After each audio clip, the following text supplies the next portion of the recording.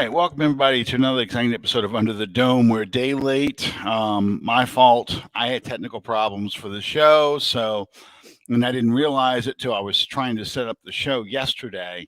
I had a 24-hour hold on this account, but everything's fine now. We're all good. Unfortunately, Sean couldn't make it tonight. Sean's got work-related stuff going on, so he can't be on the show. But we do have Bob Rose, which is always good. So how you doing tonight, Bob? I'm hanging in there, Alan. I hope you and your family are doing well. And happy belated Thanksgiving to you guys and all you viewers tuning in out there. Absolutely. Thank you so much. Yeah, we did not have a very good Thanksgiving night. I will say that the Dallas Raiders game was probably the most entertaining game of the three. My wife's like, okay, the road team won both of the games early, so that's not a good omen for the Saints. I'm like, we're missing 14 starters. You know, that's really not the good omen for the Saints. Yeah, that's the worst omen. Yeah. So I was impressed that in the first half, as bad as the offense was playing, that the defense played well enough to keep it only 10-0. The interception by the linebacker Quan Alexander was probably one of the best interceptions I've seen this season. So I honestly had an optimistic feeling that maybe we could get something going because Buffalo really didn't show me very much. I wasn't that impressed with Buffalo's offense. I thought, the defense got gassed after a while. There was just no energy to that team. And I think a lot of that is because they knew the offense couldn't do anything. Is that your impression of the game? Yeah, it is. And I'm not going to step as far as saying that it seems to be a rift growing between the two units, because we have seen that kind of thing in New Orleans before, where the defense really had an issue, with the lack of offensive production. You and I know several former players, from the Jim Mora era and from the Jim Haslett era. And I'm not gonna throw any names under the bus because those guys are my friends. But certain defensive players did admit, we had a problem with the offense. Specific offensive players, coaches, whatever the case may be. I don't think that is the case with this New Orleans Saints team. But you could sense some defensive frustration going on, and I sensed the lack of emotion too. I really have sensed it the last several weeks. Yeah. I thought that I agree with you. I thought that in the Philadelphia game, I felt there was a lack of energy, a lack of effort, that they basically kind of gave up on the game. And, that's not good. I mean, that's a significant problem. And I think that's part of the reason why Jim Mora, Sean Payton is making the decision to go ahead and pull Siemian and set him down and go with Taysom, because he feels like there'll be an energy, even though Taysom's got a plantar I cannot say it right. Plantar fasciitis. Yeah. A foot injury, a bad foot injury, and that to me speaks volumes, because if he's willing to go with a one-legged Taysom Hill, over a healthy Trevor Siemian, he's pretty much realized that this is about the most you're going to get out of Siemian. You're not going to get much more than this. And they really cannot afford to fall any further behind. I agree with you, and I agree that Sean Payton is making this move, not necessarily for schematic purposes, but to inject some energy into this team. And that's one thing that you cannot deny, regardless of whichever side of the fence you fall on about, whether Taysom Hill is a quality starting quarterback or not. Regardless of which side of the fence you fall on that, you cannot deny that Hill injects a certain energy into especially the offense, but if not the entire team. and certainly adds another element to the Saints offense. And let's be realistic. This team is desperate for playmakers. Kamara has missed the last 3 weeks. He's 50-50 at best to go on Thursday. Ingram is back, but both your tackles are going to be game time decisions again. So you need a playmaker, to do something in any way, shape, or form, whether it's throw the ball, catch the ball, run the ball. It's something. A lot of people have asked me, and you too, I'm sure. Why isn't Sean playing Ian Book? Ian Book should be in. No.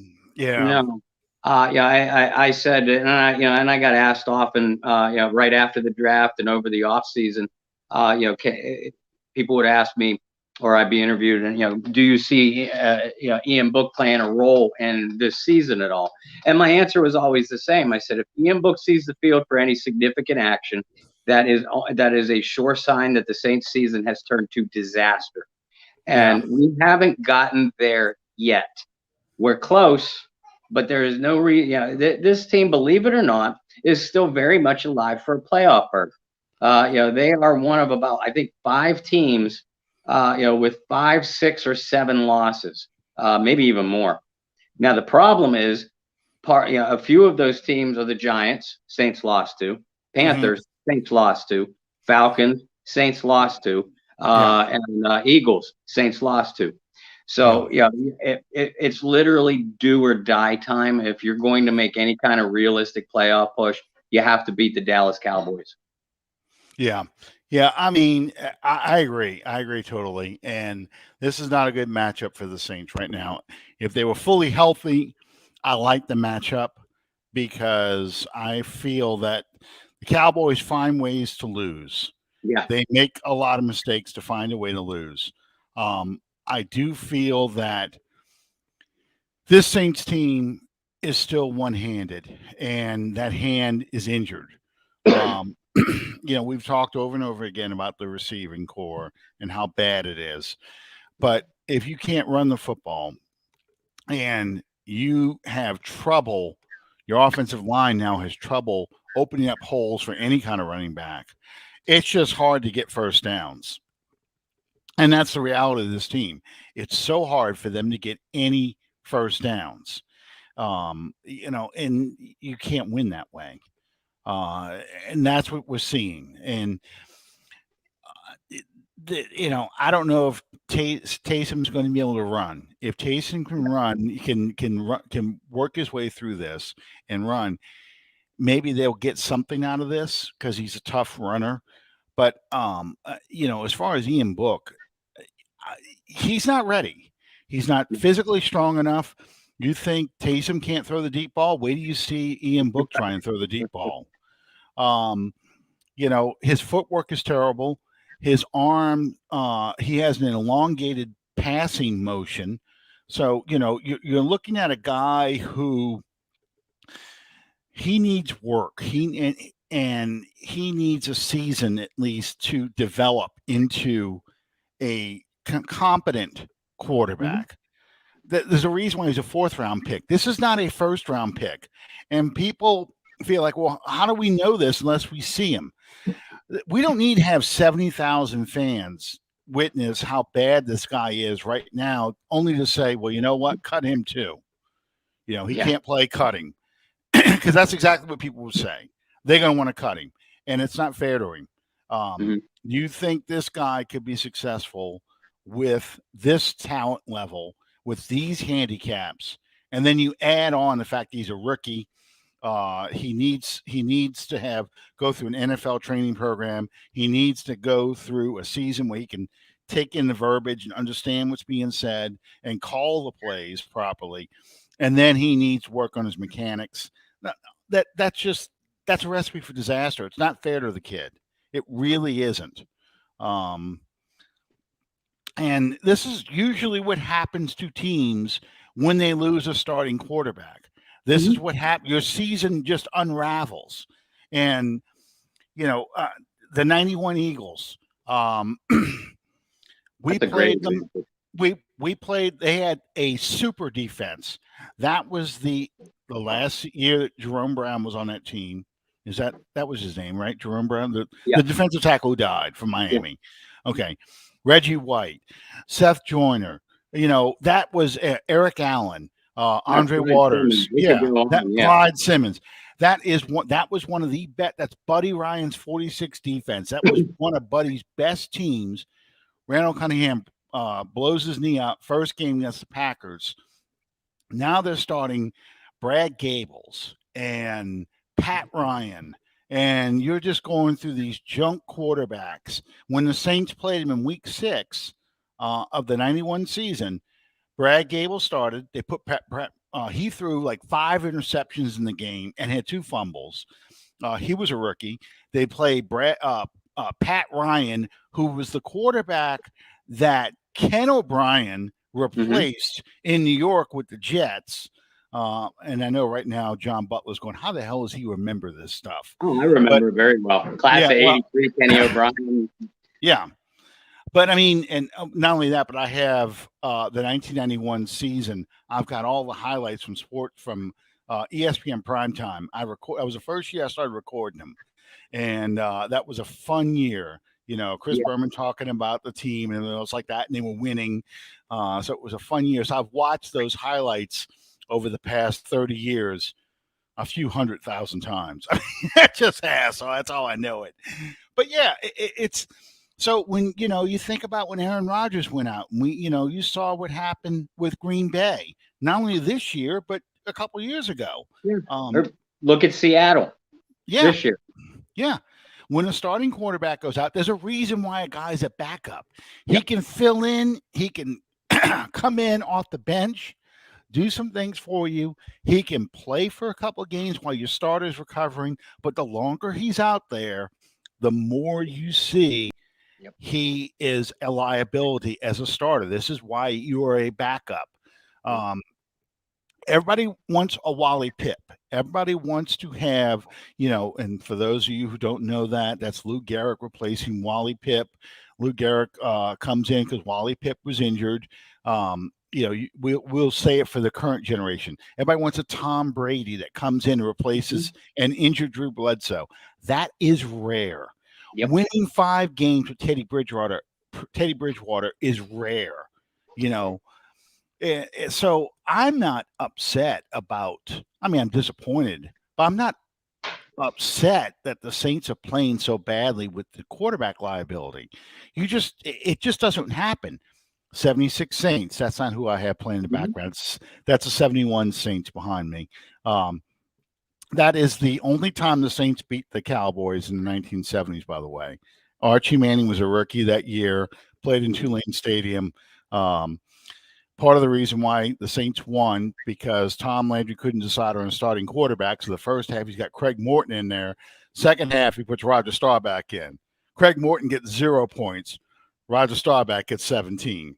So, but the Saints won 20-17 because Dallas made a lot of mistakes that day. But yeah, that's the only time the Saints beat the Cowboys in the 70s. In fact, they didn't beat the Cowboys again after that 71 game until 1980, 87 or 88. I think it was 88. I beat the Cowboys. It was 89. Jimmy Johnson and Troy Aikman. That was a blowout, but they beat him on Monday Night Football in 88 with a last-second Morton Anderson field goal. Okay. So yeah, that was the last time the Saints beat the Cowboys in those first 20 years. So it's yeah, and my brother just chimed in. It's very rare to have a Kurt Warner. That's another one. Trent Green gets hurt, Kurt Warner comes in. And people just, it's he just chimed in 88. Yeah, Morton Anderson. I just remember Morton Anderson running off the field, and the reporter's trying to interview, and he's running, doing the fist bump, and went straight to the locker room. So it was actually rather amusing. But yeah, so this is what happens. Go ahead, Bob. Are you getting ready to say something? I completely agree with you, and I think more than anything, it has exposed, and I realize people, and myself included, everybody is going to say, injuries. Yeah, of course that played a big part, But think about how the Saints offense was struggling even before Kamara went down, even before Armstead and Ramczyk went out. This team has a lack and a very concerning lack of talent on the offensive side. Once you get beyond Kamara and Michael Thomas, and you and I talked about it in the offseason, when we were showing concern for the receiver, pass catchers in general, but specifically the wide receivers. Part of the reason why the Saints failed in the playoffs, the previous 3 or 4 years, was because when they ran into a defense that a rare defense that managed to at least contain Kamara and Thomas, New Orleans didn't have an answer. And that was with Drew Brees, one of the most intelligent men to ever play the position of quarterback. Yeah, so, of course, this is going to be it was exposed before Jameis Winston went down. And I thought the offense was coming along rather nicely. It's probably a playoff team. In fact, I think almost definitely a playoff team with Winston and a relatively healthy offense. But as soon as these pieces started to go away, and as soon as Winston went down, like you've been talking about, it almost feels like any realistic Saints fan had to come down with a realistic sense of doom at that point. Well, and you think about those playoff losses, okay? And we'll take the Minneapolis Miracle, and set that aside. 2017, 2018. 2019. Alvin Kamara is injured in 2019, so he's not really that available or playing at 100% for that playoff game against the Vikings. So Taysom Hill is really the main weapon to run the football. And you look at how beat up that offensive line was as well. Yeah. But still, the lack of another running back able to do what Kamara could do was exposed in that Vikings playoff loss. Fast forward to 2020. Now Michael Thomas is the one that's injured. Taysom Hill's not available. Latavius Murray's not available. Once again, the lack of weapons. You're relying entirely on Jared Cook. So you're throwing the ball a lot to Cook. And what happens when you throw him the ball a lot? He fumbles. He drops passes. He makes mistakes. And, there is a definite lack of weapons in this offense. And I think a lot of it has to do with 2014 to 2016, when you had no defensive players. You have historically bad, not just bad defenses. You were setting NFL records for bad defensive play in 2012, 2015, 2016. We're making those kind of mistakes. So what is everyone screaming about in the draft? Draft defense, draft defense, draft defense. That comes back to haunt you now, because now you're passing up receivers to take cornerbacks, to take linebackers, to take safeties. Look at the past 2 drafts. We draft Bond and we draft Werner. 2 linebackers, 1 second round. No, both of them second round picks. Bond was third. Bond was third. Okay. We draft a cornerback, a Debo, in the 3rd round this year. We draft a defensive pass rusher, a guy who could play tackle and end this year, and Peyton Turner. We draft offensive linemen. We drafted Eric McCoy to be the center because our offensive line was starting to age. Unger retires, the year we draft McCoy.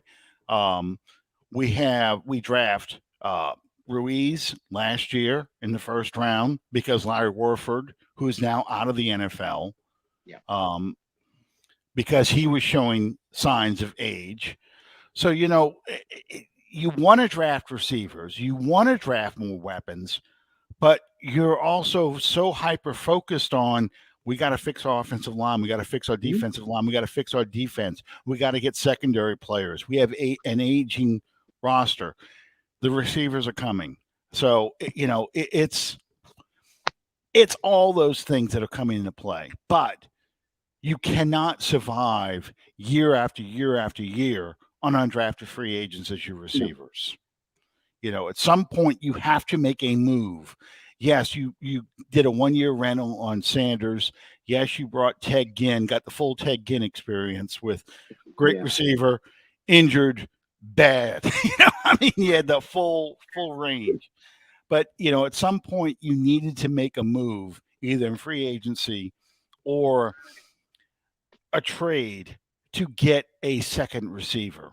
Yep. You needed to you had to realize that you couldn't just do the draft. You needed to get him somewhere else, and they never Yeah. did it. No, and that's the issue I have with Sean Payton. That's why I wrote the article that I did, that I did earlier this week. Was it yesterday or today? I don't even know. I did too. It was this morning. I still think Sean Payton is the right man for this job. I still think Sean Payton is one of the top 3, 5 best coaches in the NFL today.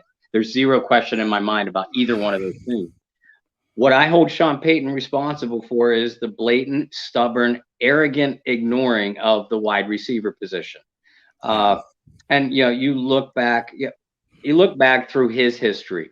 Lance Moore, Willie Snead, even Brandon Coleman, certainly Marcus Colston, undrafted, or in Colston's case, a 7th round draft pick.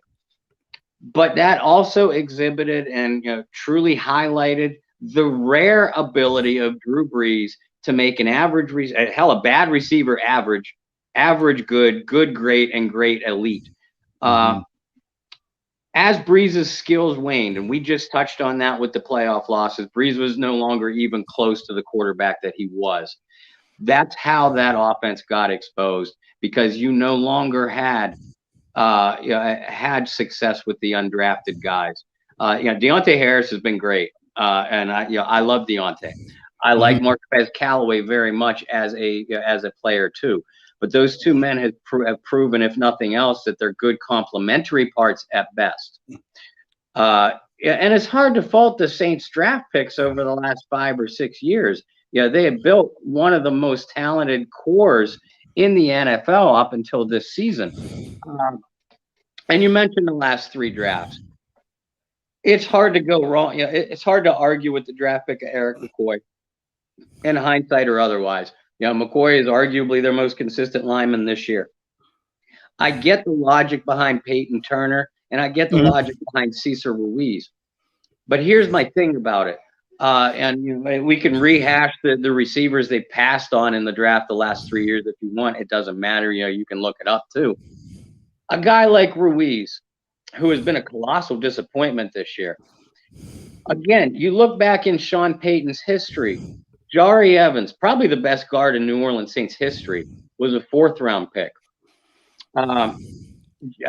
Carl Nix, I believe, was a 4th round pick too. Fifth. Okay. Yeah. Zach Strief was a 7th round pick. To me, I think your odds of getting and developing a competent offensive lineman in the middle or later rounds are a lot higher than an accomplished and competent wide receiver. That's where that's a point that you or anybody else we could disagree on until the end of time. That's just my own personal view on it. And I think the big hole in the draft, believe it or not, is the 2018 draft class, the one when they traded up to get Marcus Davenport. I thought that draft, was not a good one for the Saints. That is the equivalent of the 80s, not quite the equivalent of the 87 draft, because I wouldn't consider Davenport remotely a bust. But it's kind of like the 87 draft with the Saints. You got a couple serviceable players out of that draft in 87. But this was on the heels of one of the greatest drafts in Saints history, the 86 draft class. And the players you needed to fill in the depth, we didn't do that. We got players that ended up not even making the team. And at the time, the Saints media was like, well, it just shows you how good this roster is. These draft picks couldn't even make the team. And I was one of the ones that said that too, to be fair. And that is true. But, that's also a problem, because you needed some of those guys to make this team. You needed some of those guys to be your depth, to be those guys who would come in and be that second receiver to step up, because you traded away Brandon Cook, which was a good trade, Mhm. but you traded away Brandon Cook to get a draft first round pick, which you used to select Ryan Ramczyk. Great pick. But you didn't go and get with once Cook was gone, you didn't go find someone to replace him that would be inexpensive. You try to replace him with Ted Ginn Jr., an aging player that you only had a small window, because basically building this roster to get Drew to the Super Bowl one last time.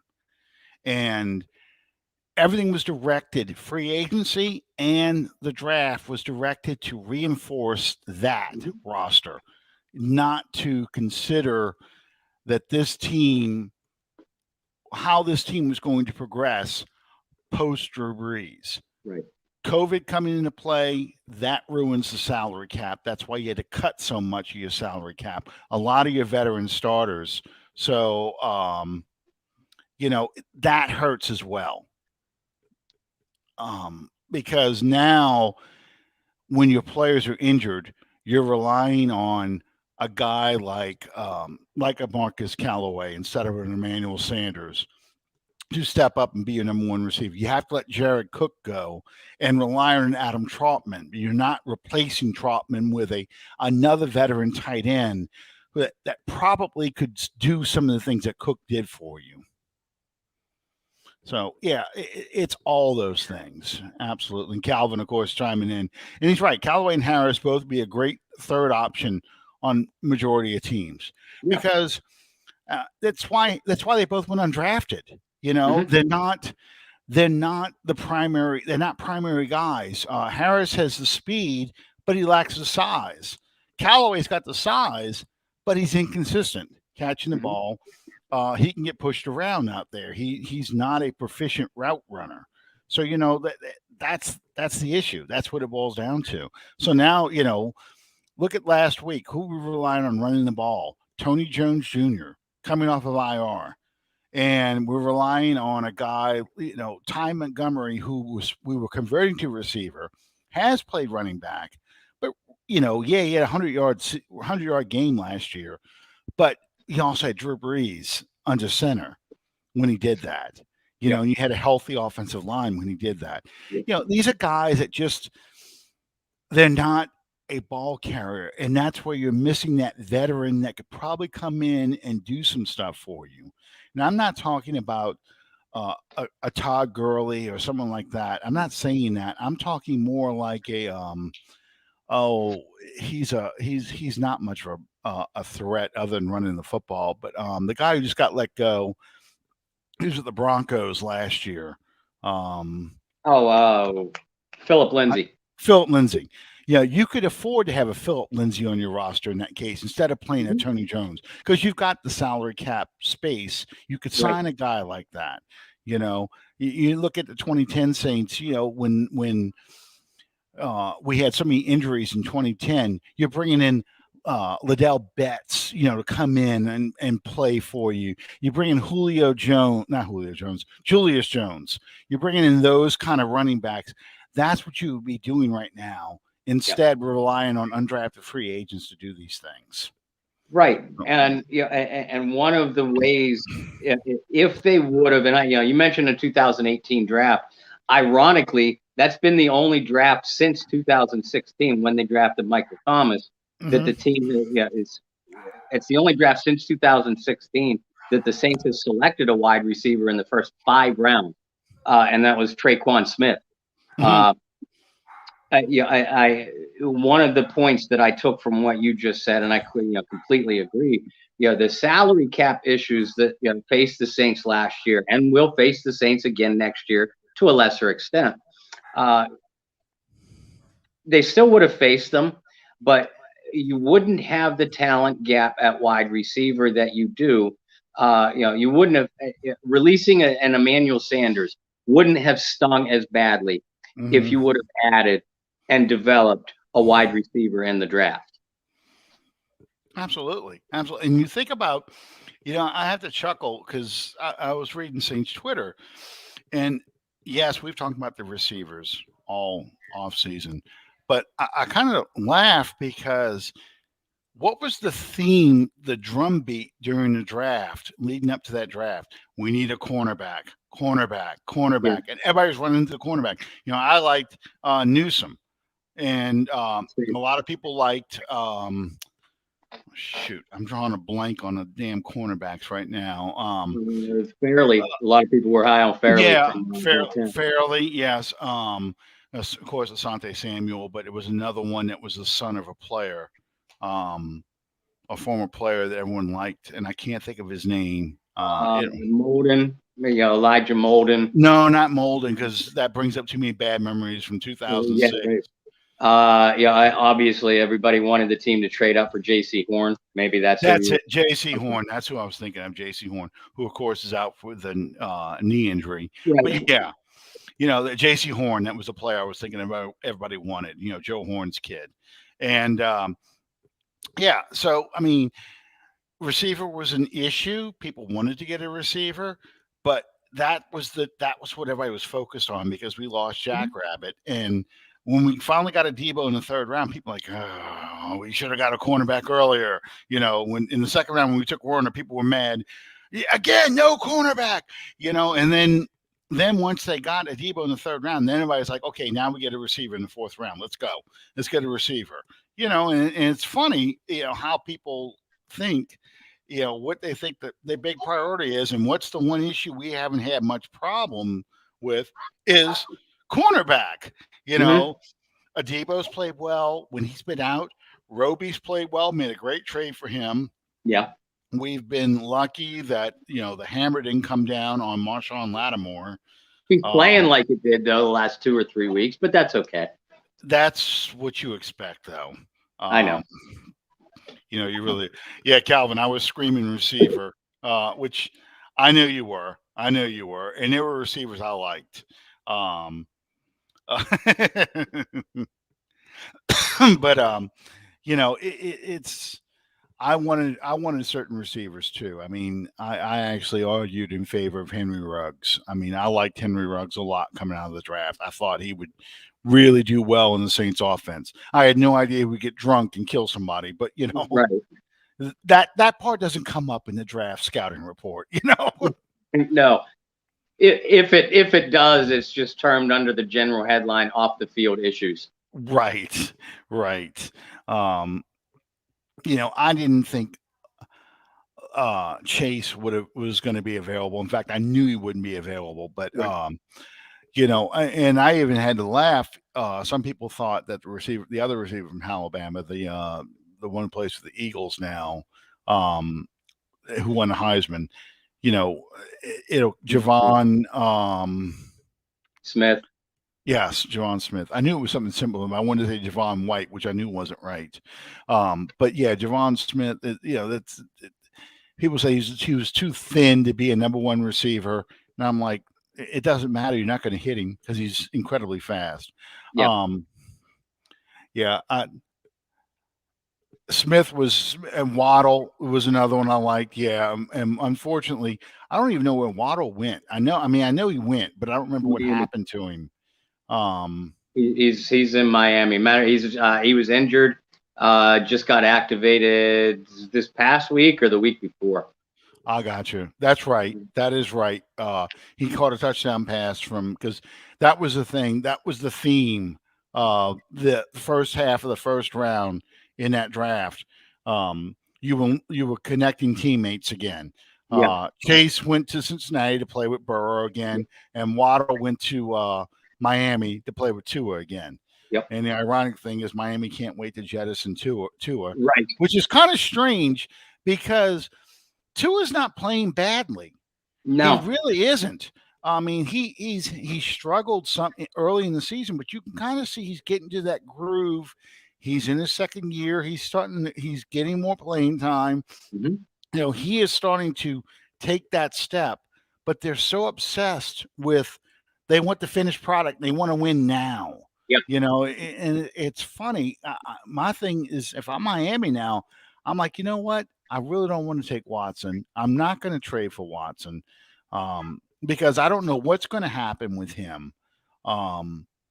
but you need to develop your player, ride out Mhm. with your player right now that you basically tanked for and you got in the first round. Well, and yeah, and Tua has always been an incredibly unorthodox quarterback, and I'm not just saying that because he's left-handed. You watch him play, just uh, all of his mechanics are just unorthodox. So it took Hmm. a while for the offense to adjust to him, as well as him adjusting to the offense, like you said. And let's face reality: Miami is a bad team. They don't have an Hmm. offensive line. They don't have a running game. I love their tight end in Gesicki. I wanted the Oh Saints yeah, to get him a few years back. They're yeah. building a receiving core and they have a nice secondary. That's it. There are major holes everywhere else. So if I'm Miami, I think you're right. I would look at Tua, look at what he's done with so little around him, and more importantly, look at his development and say, you know what? I think I can win with this guy if I can get an offensive line to protect him and a defensive line to put some pressure on the passer, so that way my talent in the secondary stands out. Yeah, exactly. And it's hard to believe too. At one time, Howard, they were talking about trading him, or they were thinking, they were toying with the idea of trading him. I'm like, dude, what are you trying to be the Jets? Are you trying to just get rid of your good players? I mean, you think Jamal Adams with Seattle. We have Demario Davis. Those are two key pieces that would be great on that defense right now, and Yep. you just let them go. You didn't want to deal with it. You don't want to pay Jamal Adams, so you trade him. What do you get for him? Hardly anything. You Mm-hmm. know, and what did you do with what you got? Hardly anything. Yep. It's just that's why you're the Jets. Yeah, I mean, Exactly it. Yeah, that's it, exactly it. But yeah, you guys were talking, and the guys in the chat too, Calvin Lee, uh, you guys are talking about receivers, Chase, the Alabama products, etc. That the Saints would have had to trade up for.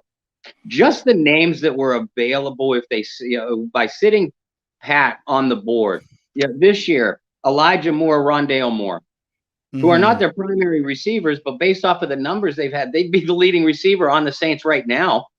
Pat Fryermuth is doing some nice things in Pittsburgh, and I love Fryermuth coming out.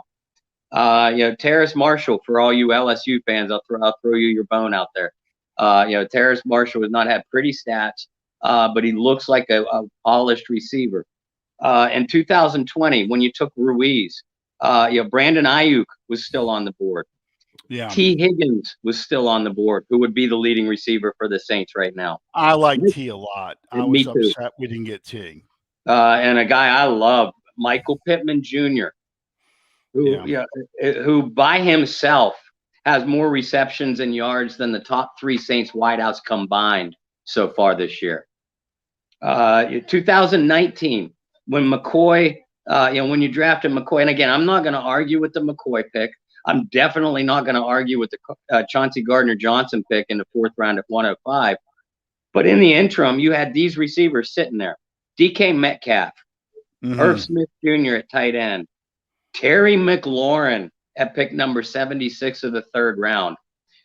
And also, I left out a name from last year's draft that you and I were both are in love with: Van Jefferson from Oh Florida. man, my daughter. Every time I see him catch a ball with the Rams, my daughter's just like, "There's your boy again." Two of my boys play on that team: Cooper Cup and Van Yep, Jefferson, and I hate yep. that team. I And me hate too. that team. I Me hate too. the And I love Rams. Robert Woods too. I loved Robert Woods before he went Yeah, down. yeah. But that Yeah. making comments like this, though, you and I are outlining precisely, these people that are coming at you or I when we mention receivers. Oh, yeah, the Mhm. injuries and the quarterback play. And Michael Thomas went down. What do you want? I'll tell you what I want.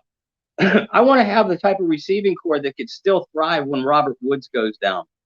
I Mhm. want the type of receiving core that could still play well if a Tyreek Hill goes out for a couple games, like last year. I want the type of receiving core that can still play well, if I'm missing a Rob Gronkowski or an Antonio Brown. You get my point. I could go on and on and on. Sure. And that's precisely where Sean Payton and this organization has dropped the ball.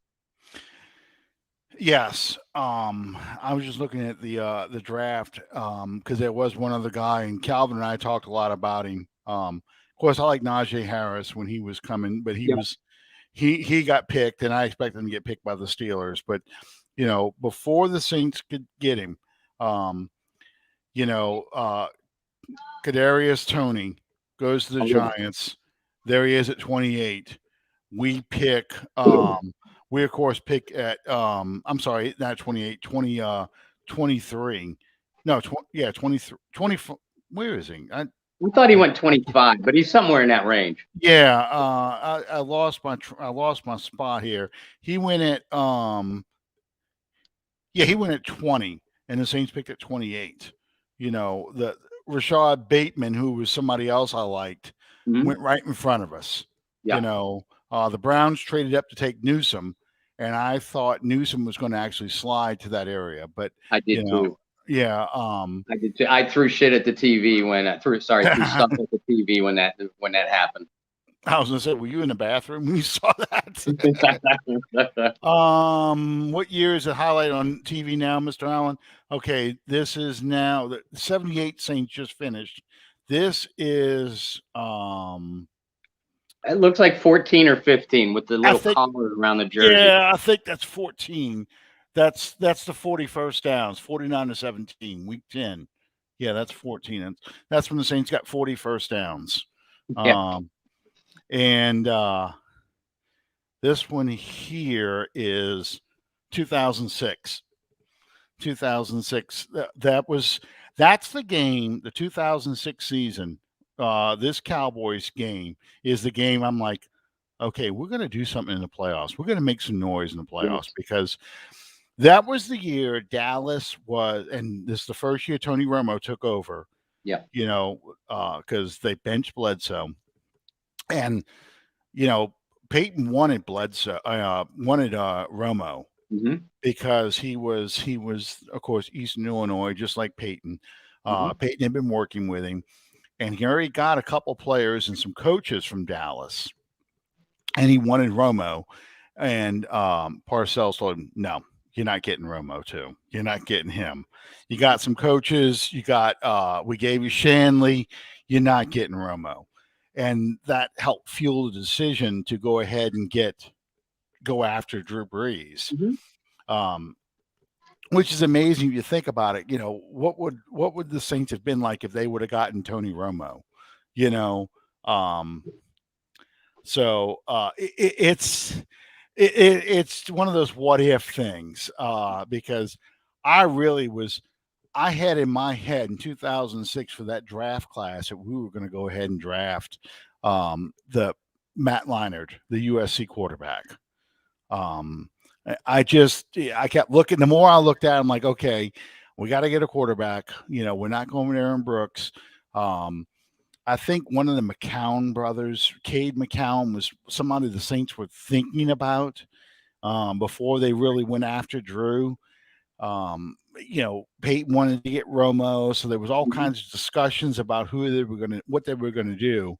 And once they got Drew, obviously that's when everything changed. It was going to be, now we're going to target somebody who could create some excitement.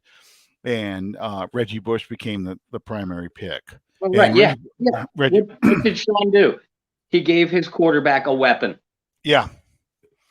And the talk was Reggie Bush was going to be the number 1 overall pick.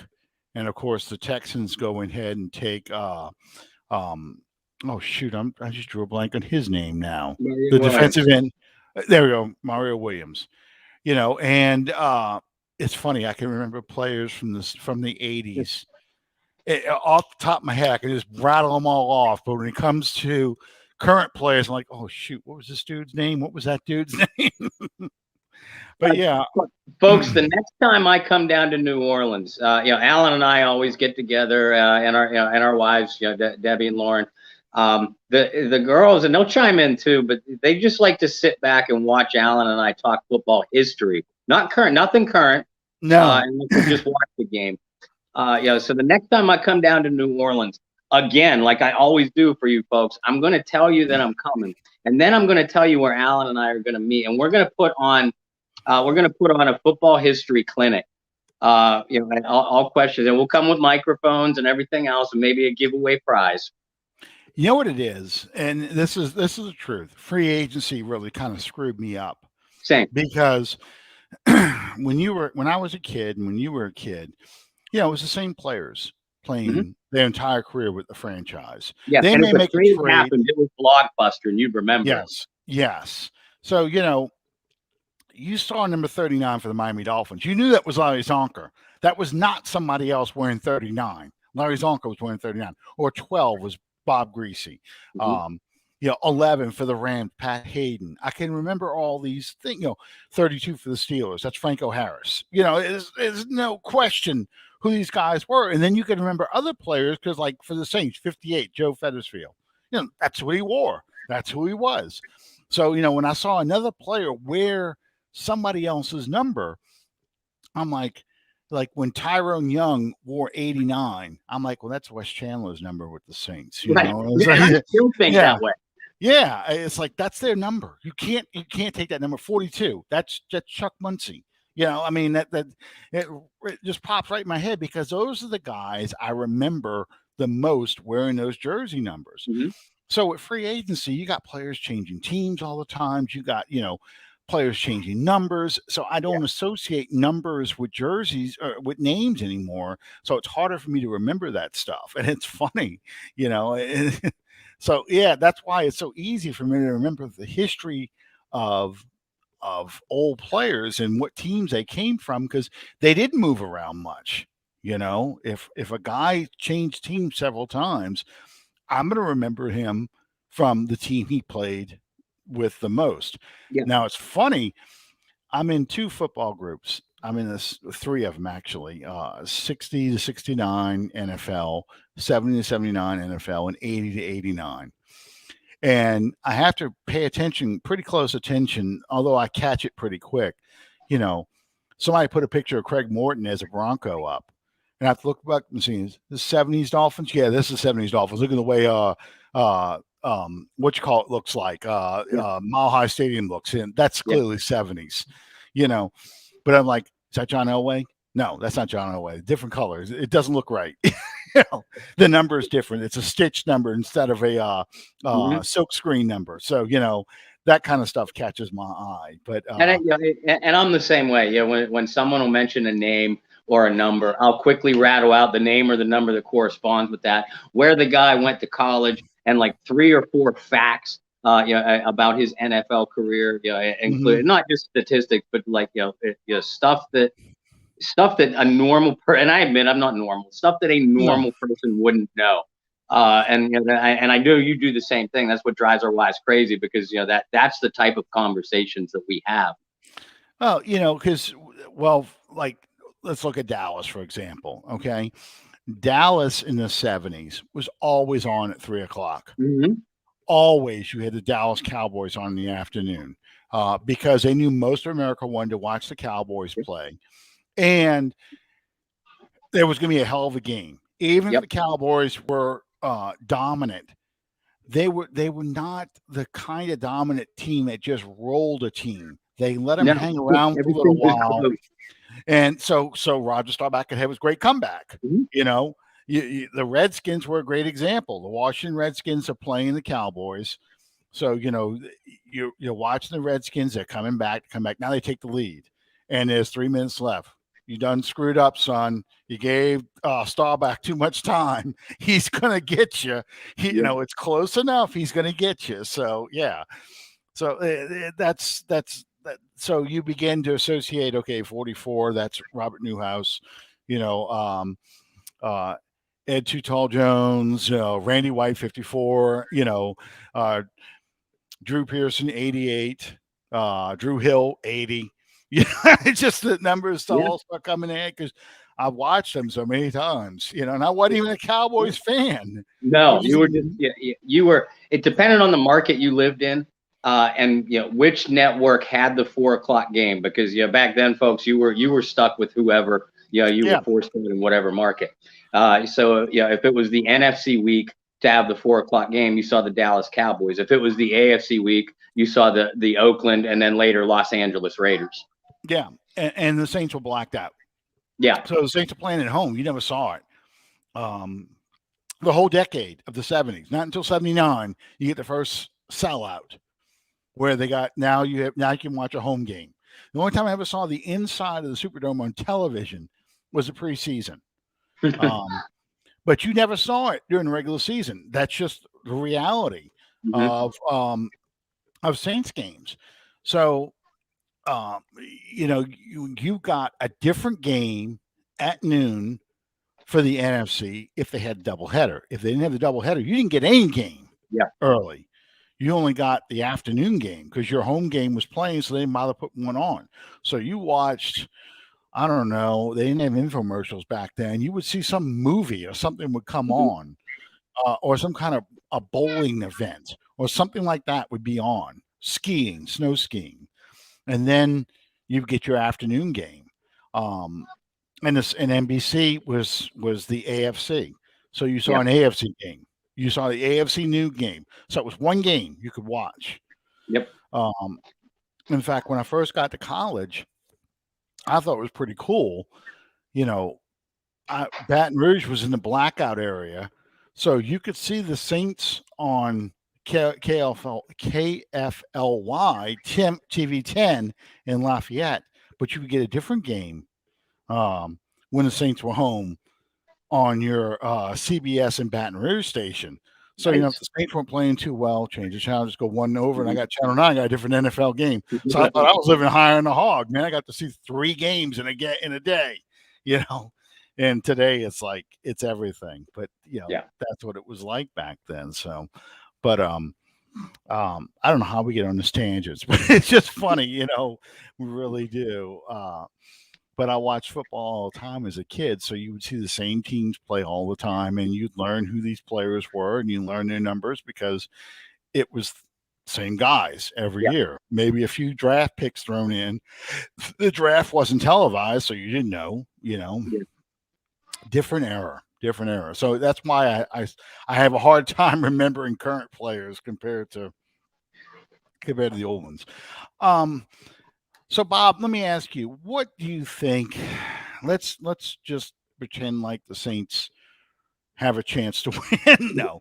What would be the keys to victory if you were going to try and beat the Dallas Cowboys? Because Dallas, I know they beat themselves. What are the keys to victory in this game? Well, you hit one on the head. You got to stay close throughout the game, and let that tourniquet start to tighten around Dallas's throat, because inevitably and more often than not will. But to stay in the game in the first place, you got to be physical on both sides of the line of scrimmage. Dallas has a lot of flash, a lot of dash, but not a lot of intestinal fortitude. That's why they do choke away and shoot themselves in the foot most often. It's going to be hard to win that physical battle on the Saints side of the line of scrimmage if they're without Ramczyk and or Armstead. I take that back. I think they could get away without one of them, because I really like James Hurst at the other tackle spot. And you said it at the start of the show. If Alvin Kamara does not play, and I have a feeling he won't, that takes away any of your own flash and dash from your own offense, which means you really got to take this game into the trenches. Run it between the guards. Forget between the tackles. You got to run it between the guards, right up the gut, and just beat the hell out of the Dallas defense. When they start to pinch in, you take your shots deep with fingers crossed. And here is where I like Siemian better than Taysom Hill. And it wouldn't actually surprise me if Sean Payton designed a few quarterback packages for Siemian, kind of flipped the script on what he always did with Hill. But having said that, you got to beat the hell out of Dallas, run Ingram and Taysom at them between the guards, wear them down, and then take measured shots down the field. And I don't necessarily mean deep shots.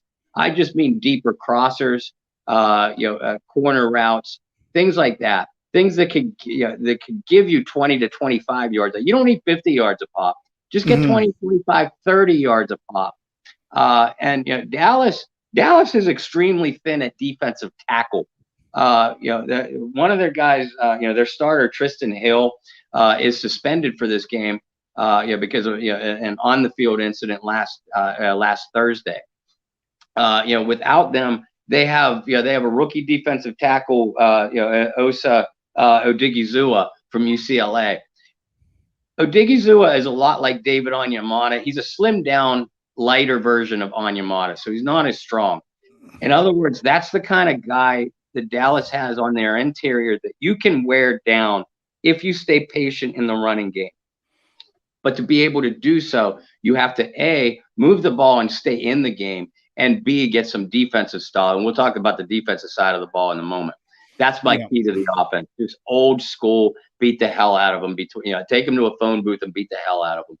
Right, and I agree with that. I think that is something, that is the way you have to approach this game, with a very physical game. And I think with Alvin Kamara and hopefully Amash can play the fullback, you just pound it at the Cowboys, keep that offense on the sideline and make them press when they do get in.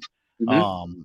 Because they are prone to mistakes. That offensive line is it's not the Great Wall of Dallas.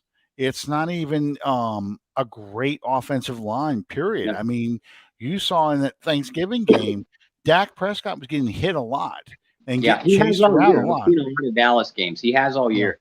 Yeah. So, I mean, there are opportunities to win this ball game, and it's going to require the Saints offense to get out of its own way. Mm-hmm. And, if you inject Taysom with enough drugs, I guess, or you just tear his plantar fasciitis completely, so he can at least run without pain, that'll be something that you can do to get this thing going. But to me, the defense has to steal possessions. They have to treat this like a playoff game and show up, pressure. I don't think Zeke, the other running back, Pollard's pretty good, but I don't think Zeke is going to be healthy enough to play. They had talked about sitting him down for a little while. And, if he's not healthy enough to play, I think the Saints can, they can make Dallas one-dimensional. That one dimension is pretty damn scary. You've got three good receivers. Gallup is a guy I'd love to get pried away from that Cowboys team and put on this team. But, Amari Cooper, as good as he is, he drops a lot of passes. Yes, he does. CeeDee Lamb is a good receiver, a really good receiver, but I think Adebo can handle him.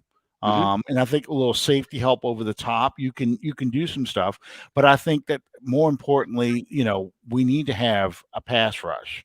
Yep. And unfortunately, I don't think Davenport's going to play in this game. I think he missed practice this week. Him and Passanio have already been ruled out. Him, Passanio, and Ellis are the three definite outs. And then offensive, we already talked about Ramczyk, Armstead, and Kamara are quite 50-50. Okay.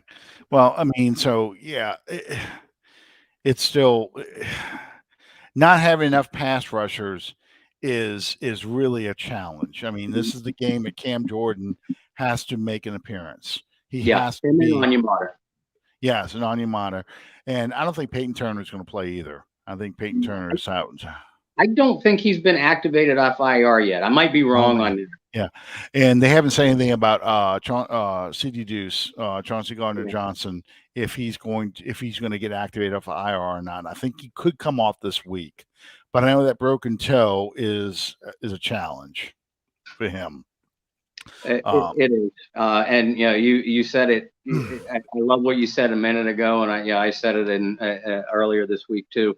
Marcus Williams is a name that's going to have to come up big in this game. Because Dallas does like to take their shots deep, and why wouldn't they? You mentioned CeeDee Lamb, Amari Cooper, and Michael Gallup. Cedric Wilson is a very, very underrated route runner too. Mm-hmm. So they can come at the Saints with four legitimate top caliber receivers. And I'm not going to go back to the wide receiver sarcastic comments. I've already made enough tonight. When Dak is off target, he's high and he overthrows. Yes. So that's where a guy like Marcus Williams Malcolm Jenkins, PJ Williams if he's employed as a safety.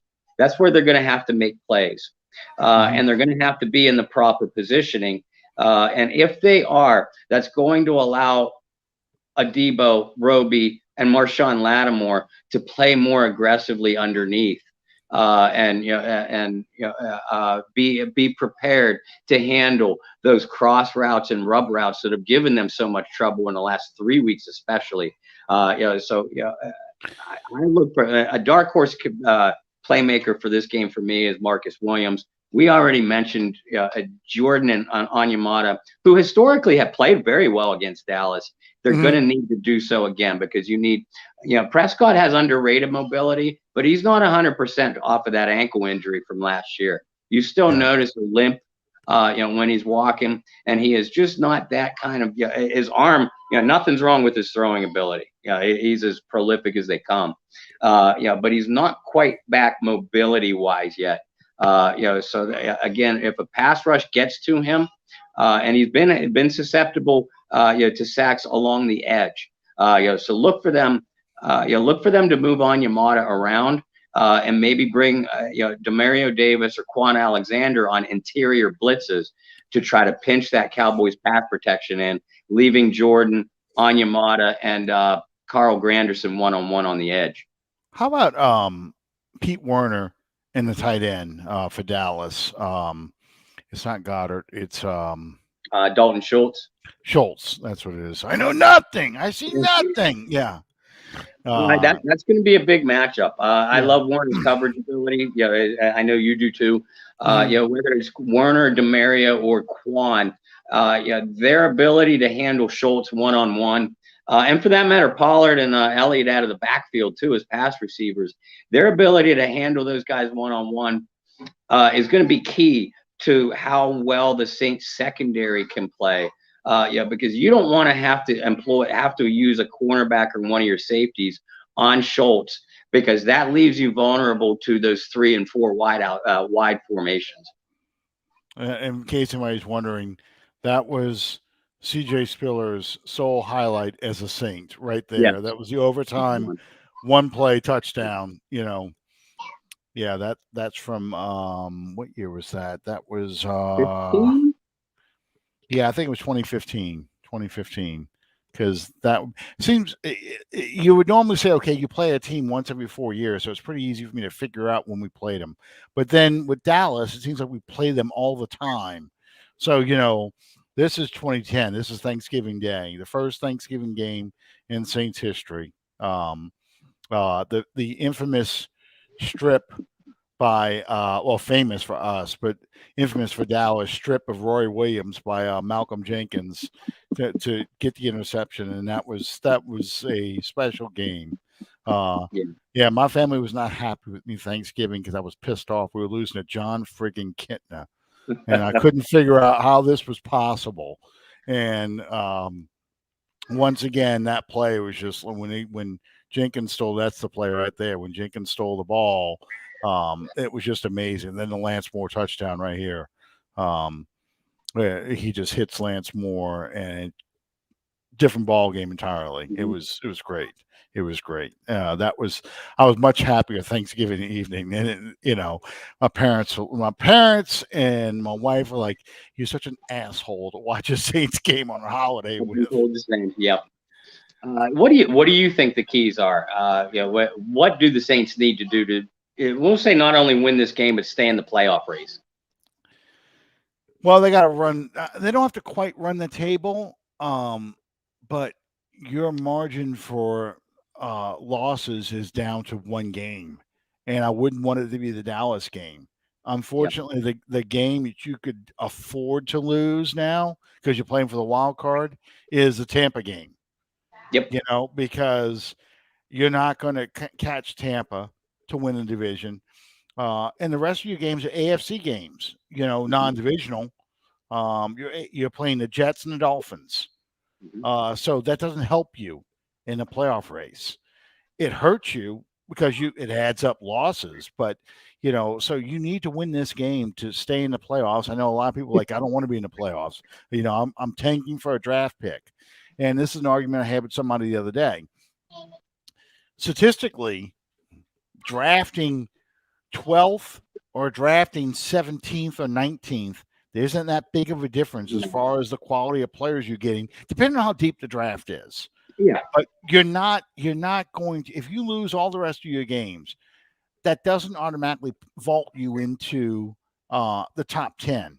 Definitely No. doesn't get you in the top 5 because you live in a universe with the Jets, the Texans, the Lions, and the Jaguars. You're Yep. not, you can't, that's 4 teams I just named that, you're not going to leapfrog those guys. You've already won 5 games. So, to me, unless you're picking number 1 overall, there's no point in tanking. Mm-hmm. Because let's take San Diego. San Diego's picking second. Indianapolis is picking first. They took Peyton Manning. You got Ryan Leaf. Who got the better end of that deal? Right. Okay, we'll make those. All right. So now we got New England and Seattle as 1 and 2. New England takes Drew Bledsoe. You get Rick Meyer, the next Joe Montana, because he went to Notre Dame. Right. That's what happens to you when you're picking 2 overall. What number 1 does affects everything that you do. And the same if you're picking in the top 10, and let's say there's 5 teams ahead of you, and a team like the Jets says, you know what, or Jets are a good example. You know what, our team is so bad, one player is not going to fix it. I'm willing to trade down for extra picks. Let somebody else trade up in front of me. So if I'm picking 7th or 8th, somebody jumps ahead of me and a guy that I'm targeting is gone now. Yep. So what do you do? I mean, that's the reality of the draft. So tanking, unless you're tanking for the number 1 overall pick, is dumb. It really is. Yeah, and I agree with you. For all the logically, I agree with you for all the reasons you just mentioned. Not to mention the fact that I think this draft has some nice depth, but it lacks star power at the top. Just my opinion. I haven't looked in a lot in depth yet because we're in football season, so I'll do that after. It's also not in Sean Payton's DNA. It's not in these players' DNA. They're professionals. Regardless of who they're putting on the field or how well they're playing, they are playing to win. They're just not doing it very well. No, and okay, so you're tanking. I mean, you want to get a high draft pick. Who are you going to draft? Who are you going for? This goes in right what you're saying. Are we going to take a wide receiver in the first round? Okay. You know who was number 7th overall pick in 2015? Kevin White. Yeah. We can go through each draft class and how many receivers don't pan out. Roy Williams, the guy who's on the highlight we just saw a second ago, he was a high draft pick. Yep. It got to the point you didn't want to take a USC receiver because they all stunk in the NFL, and all of them would go in the top 10. Mike Williams, who was it that Matt Millen drafted a first receiver in the first round 3 straight years. For Detroit. How'd that work out for him? So each one got worse, I think. Yeah, exactly. I mean, so you look at Randy Moss because he had character issues. Randy Moss falls all the way to 25, to the Vikings. So and then we can go through all the receivers you got in the 2nd and 3rd and 4th rounds. Mm-hmm. The issue hasn't been the Saints haven't been in a good position to draft a receiver. The issue has always been they haven't chose to make that selection. We went earlier in the show. We went through a whole list of receivers after we picked that were available. We didn't take DK Metcalf's a great example. So okay, so we're not tanking for a receiver. Let's look at the quarterbacks real quick, and I promise I'm not going to go through every position that we have needs for, but the quarterbacks. There is no Trevor Lawrence, Baker Mayfield, let's Herbert, over there in San Diego or Los Angeles, Chargers. There is no quarterback who's clearly head and shoulders above everyone else. You got Corral over in Ole Miss. You got the kid from Pitt who has got some accuracy problems. there isn't Spencer Rattler who can't even keep the starting job over there in Oklahoma. So I mean, there's no clear cut great quarterback that I got to have him. He's the next Peyton Manning, or he's the next um, Kyler Murray. Just go through your list of players. You've got a lot of honestly, you got a lot of Josh Rosens out there, and Achilles Smiths, and Cade McCowns. A lot of guys or Matt Leinerts, guys that you're going to spend a high draft pick on that you're probably going to end up with a bust. So you can get pissed off that we use let's say the 10th overall pick of the draft on a left tackle, or you get pissed off that we used the 10th overall pick because there's no tight ends. I can't think of a tight end right now. I'm going, okay, that's an O.J. Howard kind of player. Somebody that O.J. Howard didn't even pan out that well. And Irv Smith Jr. There's no great college player that's coming up that you're like, I gotta have him. He's the clear best player in college football.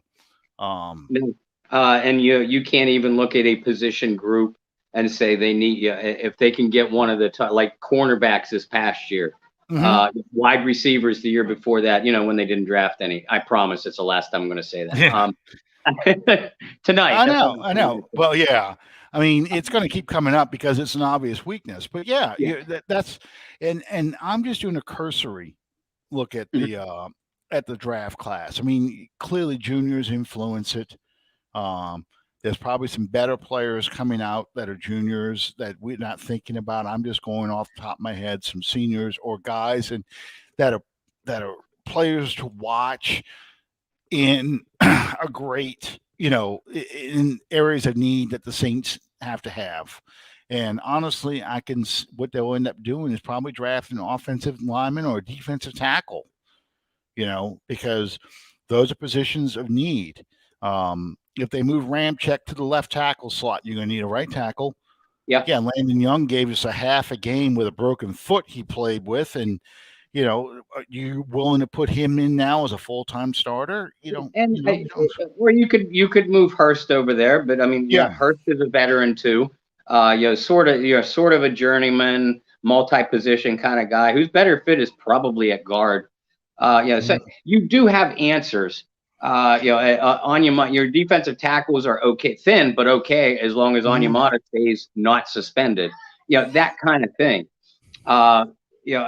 I think the rest of this Saints season, even if they don't make the playoffs, it's going to be a very interesting stretch run for me because I'm going to be watching players like Shai Tuttle, Marquez Callaway, to see how much more he can develop. He might be playing for a job, period. Yeah, absolutely. A guy like James Hurst, Calvin Throckmorton, can he entrench himself with a future job? So there is still plenty to watch. And like you said before, like we both said, the playoffs are absolutely not out of reach. This week is a must-win game. Otherwise, I think you can kiss those chances goodbye. But you look realistically, let's play devil's advocate and say that the Saints beat the Cowboys this week. For your other 5 games, you have Miami, the Jets, Tampa, a rematch against Atlanta, and a rematch against Carolina. 4 of those 5 games are very, very winnable. As a matter of fact, if you don't win them, you should be ashamed of yourself. So if you beat Dallas and you win 4 out of those last 5, and that means you're going 5-1 down the stretch. And we're talking about a team that's played awful in a 4-game losing streak. So again, we're just playing devil's advocate here. But they go 5-1, and 4 of those games are very, very winnable, even with the team that's playing now. That gives you a 10-7 record. 10-7, I think, gets you into the playoffs. Probably only because you're looking at the NFC is a disaster area. Seattle's 3-7. Or 3-8. I think they're 3-8 now. Yeah, the 49ers have managed to climb back in. We are in a tie with the Falcons. They have a half a game lead us at 5-6. Yeah. The Vikings, I think, are 5-6 or Mm-hmm. 6-5, somewhere around there. The Bears aren't a threat. The No. Lions aren't a threat. Because the Eagles lost last week, the Eagles actually fell out of the playoff race because so there isn't this clear division. And oh, by the way, the Rams super team, they lost 3 straight. Yeah. Very quietly, they lost 3 straight. And this is after they make the trades for Von Miller and pick up OBJ off of waivers.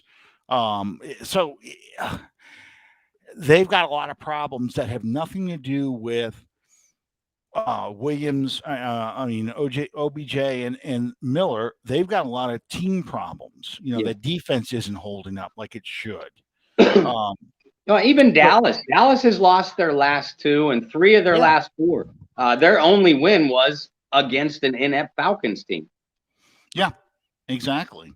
So it's just the Cardinals seem to be the cream of the crop right now, but the Cardinals, they're really a Kyler Murray injury away from falling down to the rest of us.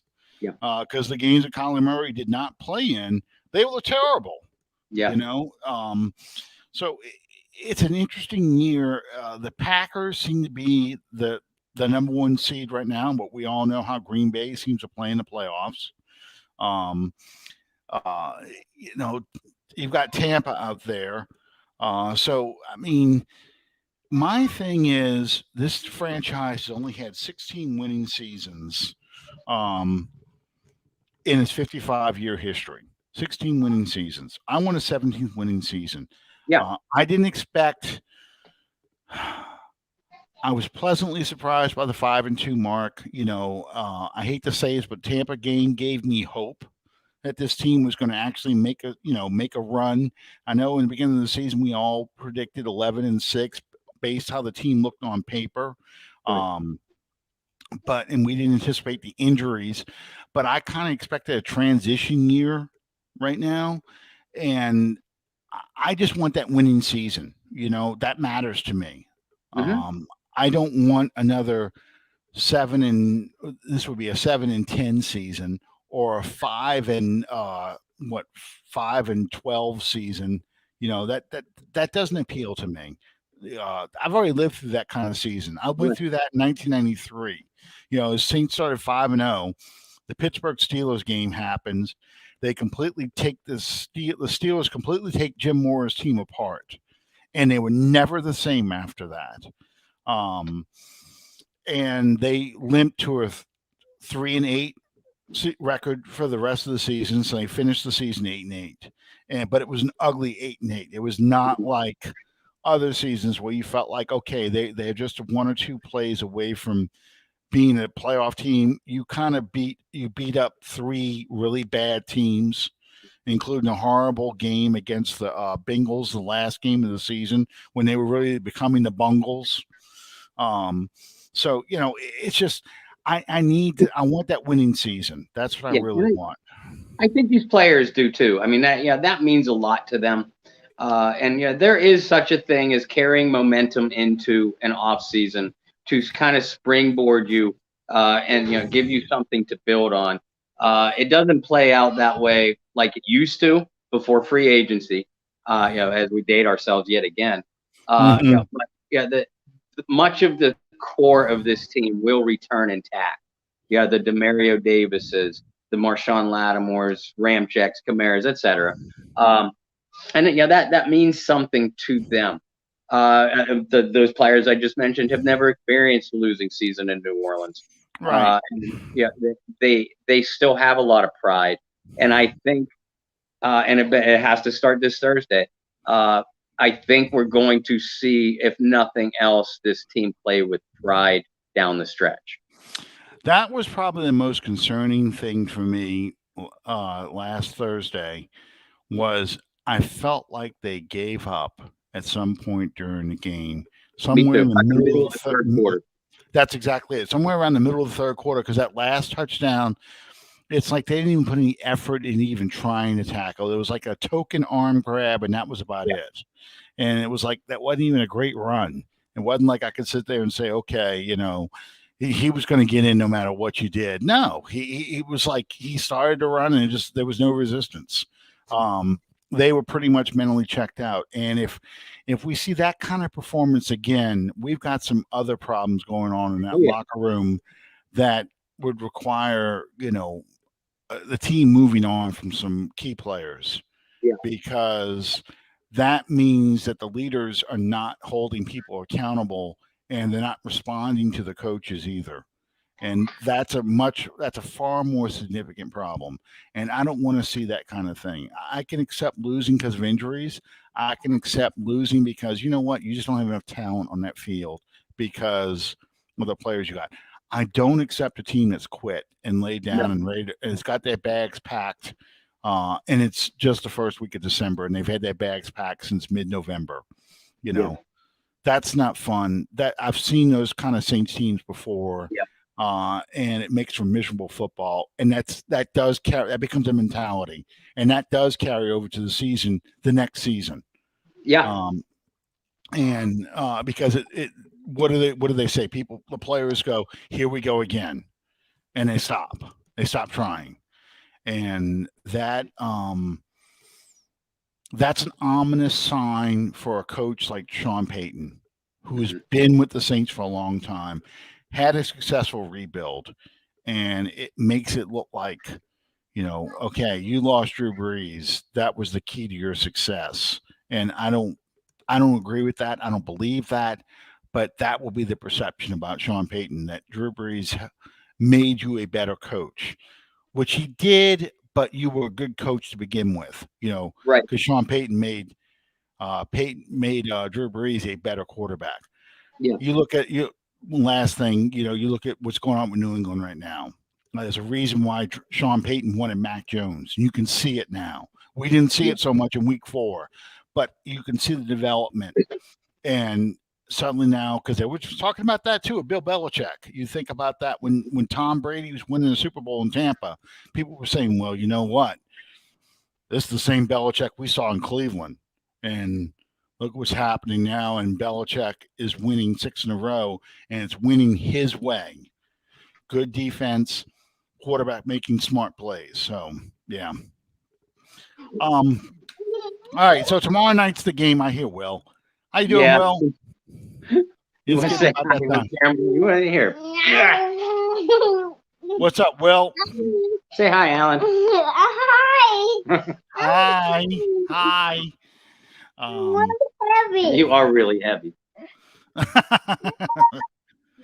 Bob, I know the games.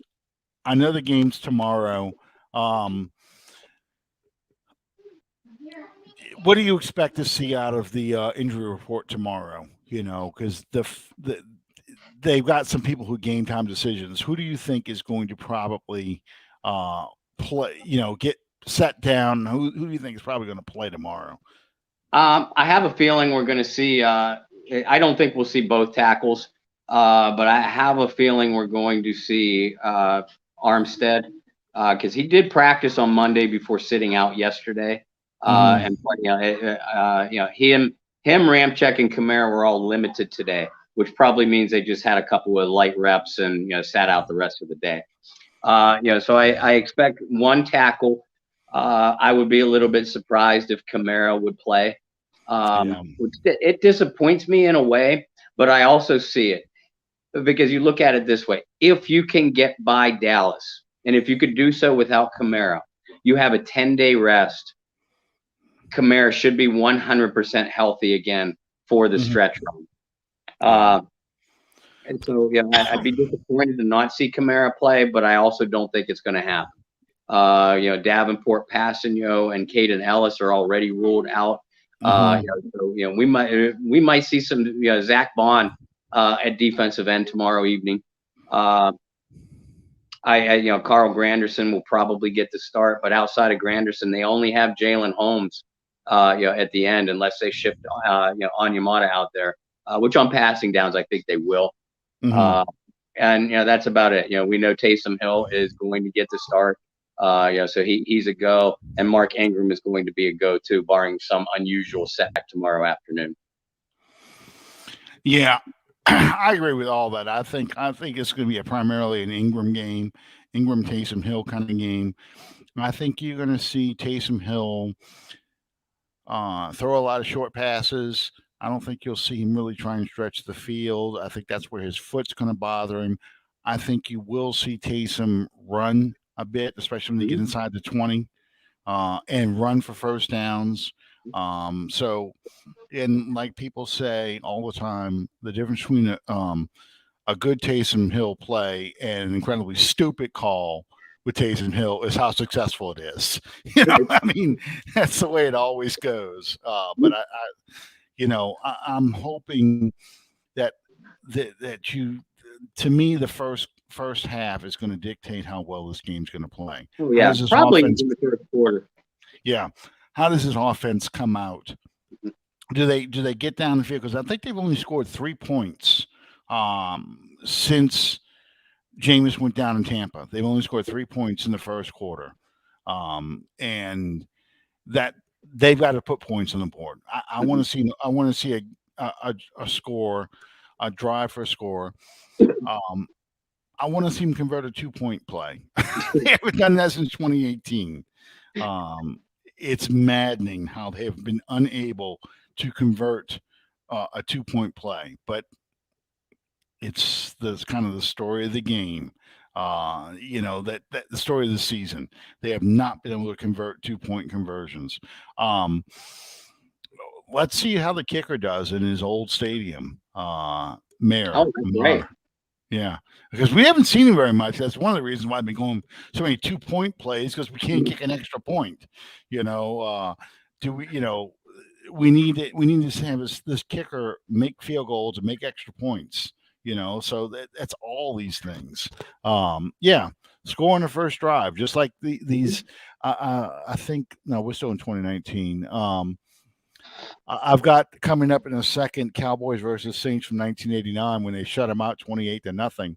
Um, but yeah, that was the hallmark of the Jim Mora team. They always scored in the first possession. Mhm. Let's see them score in the first possession for a change. Yeah. So that's kind of what I've got. So anyway, Bob, thanks for sticking with us. Thanks for filling in so well for Sean. I know Sean has his own problems tonight with work and everything, but um, thanks for sticking with us. Tomorrow is the game, and then it makes for a stress less Sunday Yeah. because you're just watching other teams play. And uh, one thing, real quick, did you watch that Tampa game, Tampa Baltimore Indianapolis game? Much of the Or did you? second half, but for the most part, I was just flipping through. Okay, the refs gave them Oh that yeah. game. Oh yeah. They gave them that because the Colts were winning that game. To me, it's like the interception where he just pushed off, and I just threw when I had my hand up in the air. I'm like, that's not pass interference. Then this is what we're doing. This Yeah. is how we're going to play this game now. Hey, You know, that's a whole other show, and I'm I not going know, to get into it. I know. We've talked about it before, but Yeah. I wanted to ask you if you watch it because it's exactly what we were saying. Yeah. You know, let's favor it because we want certain teams to win. If Indianapolis wins this game, that means Tampa now falls. Yeah. Um, it's not going to be the kind of game they want to see. They want to see Tampa. They want to see Brady in the playoffs. Brady with possible home field advantage, so Aaron Rodgers has to go there now Yep. and beat And them. probably win this time. Yeah, Mhm. so you get that kind of game. So Yep. yeah, it was Jerry. Uh, don't get me started with that. Yes, yes, I know. And that was probably the most stressful thing I went through that day because I was like, "What in the hell?" I don't even have a dog in this game, but I'm And just I started with the same thing. I was like, "What the? You know what? Never yeah, mind." And I just flipped the channel. right, right. And then we're treated to that. Uh, I don't know. I don't even know what to call that. Hot potato game, maybe between the Colts. I mean, not the Colts, the Ravens and the Browns. Didn't Uh, even want to. anything you can do, I can do better. Here's an interception. You get an interception. You get an interception. Everybody gets an interception. I'm like, and they weren't just like great play. They were like horrible passes. Like, who are you throwing to? The best meme I saw was it was a picture of Lamar Jackson. He says, "F it." Mark Andrews is out there somewhere. Just throws it, and he says, "I guess Mark Andrews wasn't out there 4 times." So anyway, I just had to bring those two up. I wanted to mention that earlier, and I forgot. So anyway, thanks, Bob, for filling in for Sean tonight. As you know, that's why we've got you now as a regular in here, because you're great insight. And like you said, we need to have a get together where we just do football trivia questions from the 70s and the 80s and watch us go, because it's fun. It's fun. So thank you guys, all y'all, for sticking with us tonight. And we'll see you next time on Under the Dome. Good night, everybody.